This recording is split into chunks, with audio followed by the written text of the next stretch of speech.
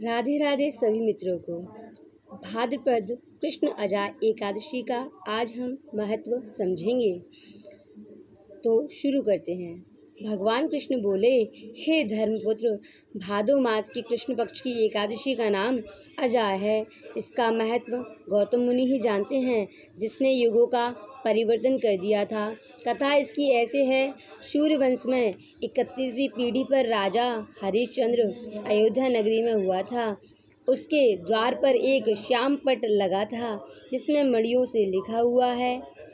यह लेख था कि इस द्वार में मुंह मांगा दान दिया जाता है। विश्वामित्र ने पढ़कर कहा, मणियों का लेख मिथ्या है। हरिश्चंद्र ने उत्तर दिया, परीक्षा कर लो। विश्वामित्र बोले, राज्य अपना मुझे दे दो। हरिश्चंद्र बोले, राज्य आपका है और क्या चाहिए। विश्वामित्र बोले, दक्षिणा भी तो लेनी है। राहु केतु तथा शनिचर की पीड़ा भोगनी सहज है।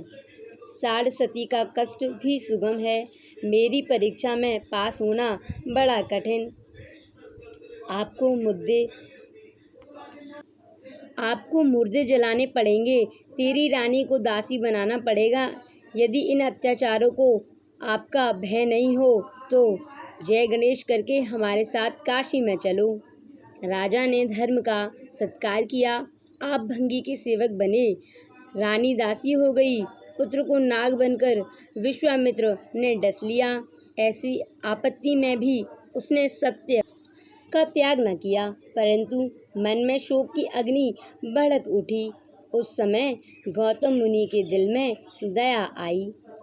राजा हरिश्चंद्र के पास आकर कहा, तुम अजा एकादशी का विधि पूर्वक एक व्रत करो, समस्त संकट दूर हो जाएंगे।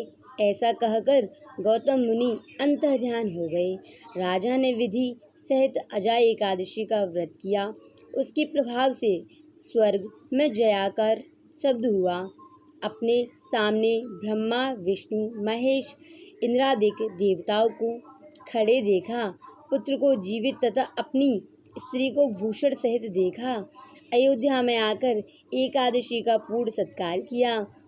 उसके राज में बालक वृद्ध सब एकादशी का व्रत करते थे। एकादशी व्रत के प्रभाव से प्रजा सहित अनंत में स्वर्ग को प्राप्त हुआ। इस कथा के महत्व का फल अश्वमेघ यज्ञ के समान है। फलाहार, इस दिन बादाम तथा छोहारे का सागर होता है।